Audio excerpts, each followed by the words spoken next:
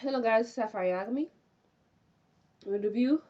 Ooh, with a review for Once Upon a Time's episode titled Nasty Habits. Excuse me if I'm sneezing and stuff. It's just winter time. Ugh, it's not a good. I don't like the season. I do not like winter, fall, whatever.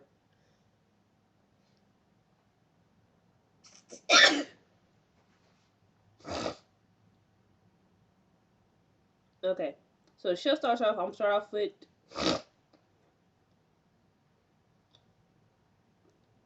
the past.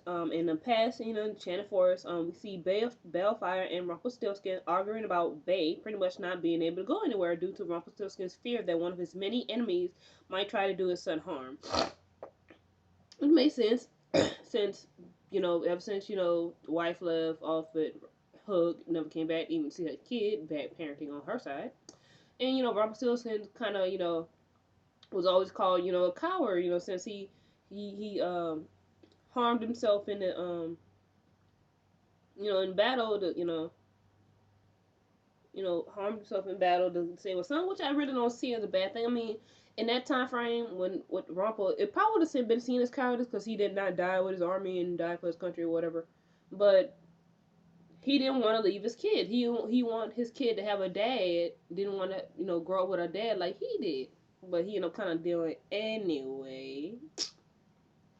You know, but Rumpel has good intentions. That's the main thing.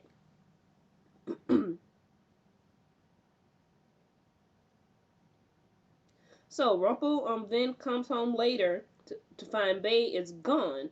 So he ends up using the magic spell and tracks him to a nearby village. And he's like, I know you got him. Like the time people like, oh snap, it's the Dark One. Rumpel says, I know you got him. So where is he? And I'm gonna have to kill you. They're like, Dark One, we don't have him. We swear. They're like, oh shit, it's Rumpelstiltskin, oh crap.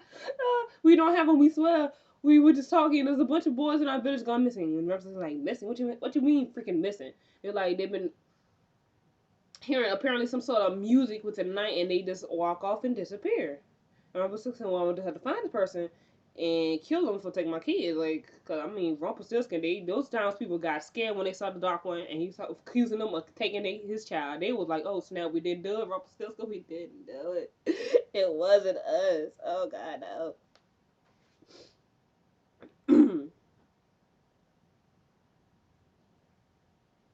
So when Rumpelstiltskin does finally follow the music, he's like sitting on the roof and stuff, and sees these boys, coming out their houses, sneaking out like and he follows the music to, these boys dancing around, fire, they got masks on, and they're like they just getting it, and then he ends up uncovering the person who's playing the music. Find out is Peter Pan. Peter Pan is also the Pied Piper, so you go out on Peter Piper. Isn't that another Peter Piper? I don't know the whole thing. I could never say it anyway. Freaking tongue twister. And as they talk within this conversation, Storm Simpson asked her like, "Where's my kid?" And he's like, "He's out here somewhere," and it's kind of sad that you don't recognize the kid. And that he explains that the music that he plays can only be heard by boys that feel neglected and unloved, like he did.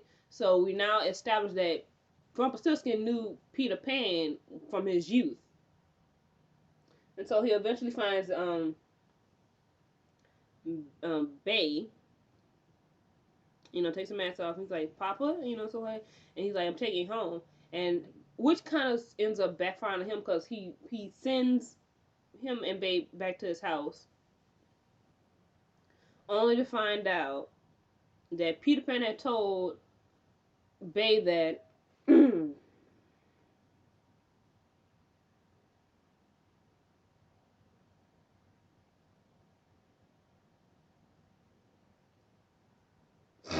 he ends up because Peter Pan told him what did he tell him? He told him that pretty much let Babe make his own choice to come home. And he ends up explaining that to his dad, his papa, saying, if he would have just asked me to return home, I would have voluntarily came with you instead of you just forcing me to come home. And so with pretty much Rumpelstiltskin not trusting his kid, and Babe's in that teen phase, oh my God, Dad, please let me make my own choices. Cause some parents kind of do that. I mean, I mean, to a point of us, I think for parents, they trust their kids when they're in their teen years, but then again, they kind of still see them as that little kid. It's hard for parents to see, let your teen and young adult make the right choices because they will, but a part of you is like, no, you're not gonna make the right choices because you're comparing them to every other kid, every other teenager out there. You're like, no, you're not gonna make the right choices. You're gonna make some stupid decision, and you're my baby. You're my baby. You're my baby. It's like parents can't let that go. Like they're growing up, okay? They're growing up. They're not little. They're not 5-year-olds anymore. Let them go. They can make the right decisions. You just gotta put that trust in them to make the right decisions. And so Rumpelstiltskin, instead of this trusting baby that he's gonna come back home, ends up putting a wedge now more between in their relationship. So it's like, oh God, dang those teen years.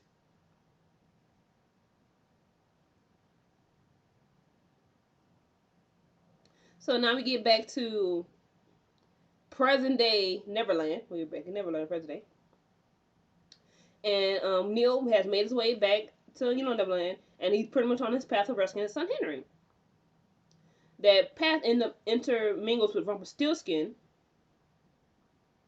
and Rumpelstiltskin thinks that what he's seeing is not really his son because his son is dead, and he's like, no, Rumpus, it's me. He's like, no, it's me. Then when he says like this, when Rumpel has him at the neck against this tree and he's about to stab him, he goes, Papa. I'm like,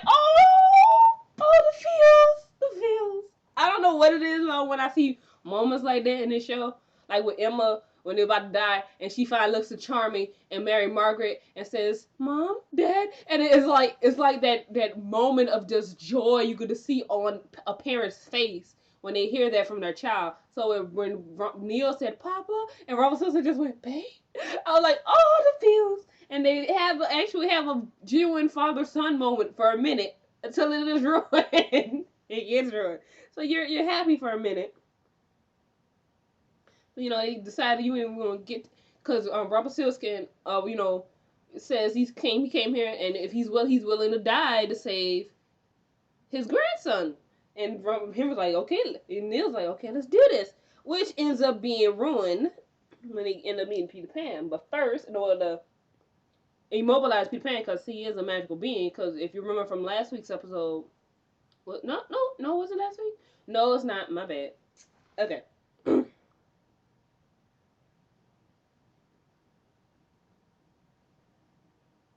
um, they got to immobilize Pan, right? Rumpelstiltskin's like, my magic's not gonna work.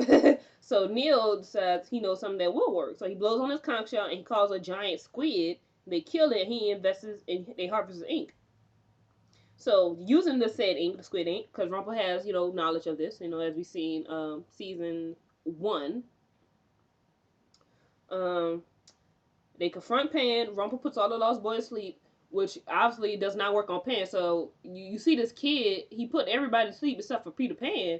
So you like obviously you have to use Squid Ink to immobilize them, but it's only gonna work for a second, like a mini paralyzation.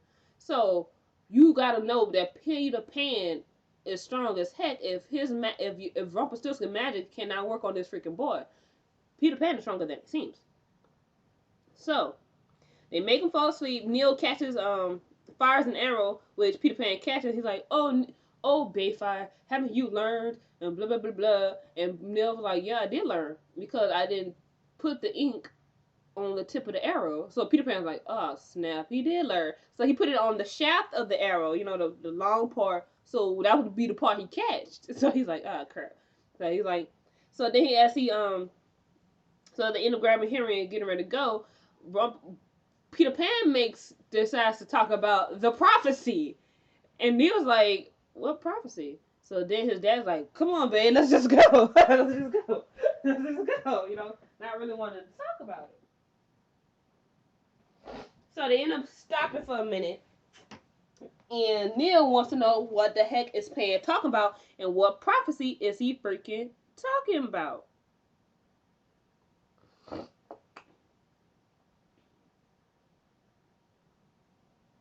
So Rumpelstiltskin finally decides to tell Neil about the prophecy. He went to a seer who said that there will be a boy that will reunite me with you, but he will also be my undoing. At the time, Rumster's like, as we remember that scene, he's like, I'm just gonna have to kill him.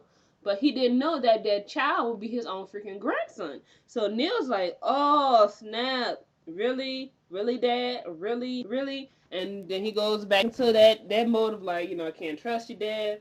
And then he pretty much immobilizes his own dad, but he um shakes his hand only to reveal that without with a leaf coated in what was that ink, and he paralyzes his dad for a while and is going to find Emma. He says he's going to find Emma and get off his island and stuff. And he says goodbye, Papa. And it's just like, oh my goodness, it's just like they had a moment until that prophecy. Damn that prophecy. And it's just like you just the heartache. You could see the agony, the heartache of Rumpelstiltskin's face when his son is like this hurts him like that, and you can just see it because yes, Rumpelstiltskin is considered a coward, and he pretty much clutches onto his power as a Dark One as his clutch. But ever since that day he let his child go through that portal, he did not go with him. He has not stopped looking for his own kid. Okay, you know what I'm saying? Yes, you know what I'm saying? He has not stopped looking for his kid, and that's what, to me, he said that's what to him, for Rumple, he says to his son that Belle is not my happy ending. You are my happy ending. You're my child. You're my happy ending.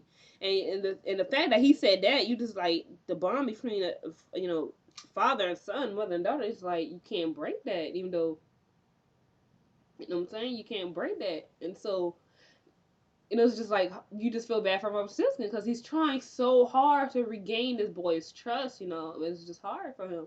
And then I remember I was reading a comment on Instagram about how somebody was breaking down that Neil shouldn't be so judgmental because of his history of being what you consider cowardice.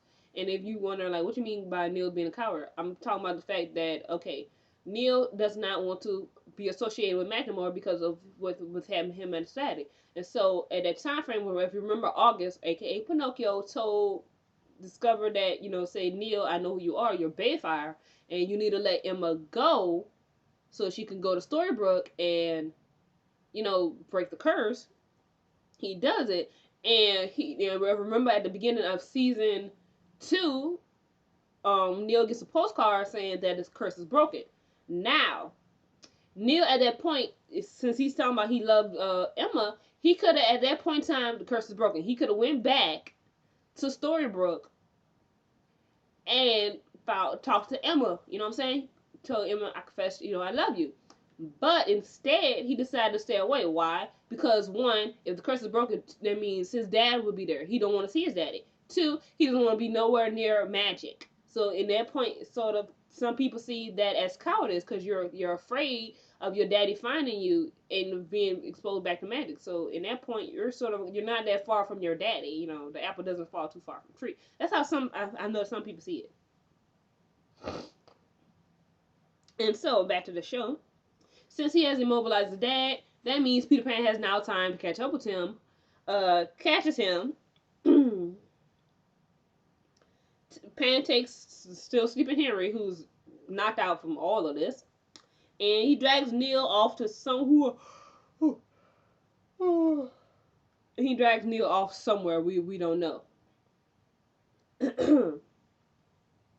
Meanwhile, the rescue cabal of Hook, Snow White, Prince Charming, and Regina and Emma Swan are learning more about Neil as they go through his one-time cave home. They're there because Tinkerbell reminded them that they needed to have a plan on how to get off the island once they rescue Henry. And given the fact that pretty much Peter Pan controls the island, you need to figure out how to get off here because Peter Pan doesn't let control the island. If Peter Pan doesn't want you off this freaking island, you're not gonna get off the freaking island.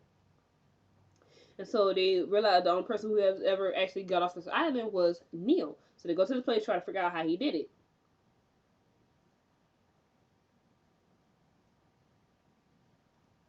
And Prince Charming, David, he's still not telling nobody, yo, I'm poisoned, Even though Hook's been constantly telling him, yo, tell them you're poisoned.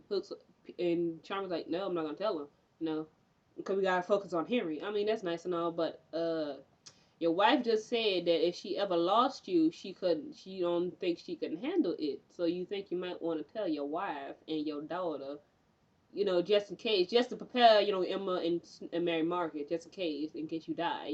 I'm just saying, prepare your child and your wife. Just saying. So Henry finally wakes up.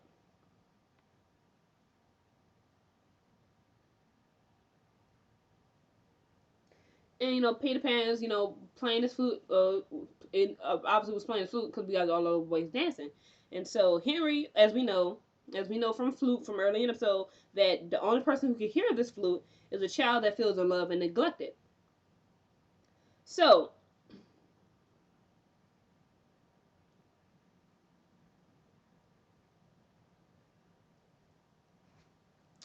Pan ends up playing the flute again, and this time Henry actually hears the music and starts dancing around with the rest of the lost boys. So obviously he has lost the hope that his mothers, Regina and Emma, was going to come and save him. So I'm like, oh snap, that is not good. That's like not good because because the first time he played the flute, Henry couldn't hear because he had hope that my mom's are going to come and find me. Okay, you talking about freaking the evil queen and the savior and my freaking swan.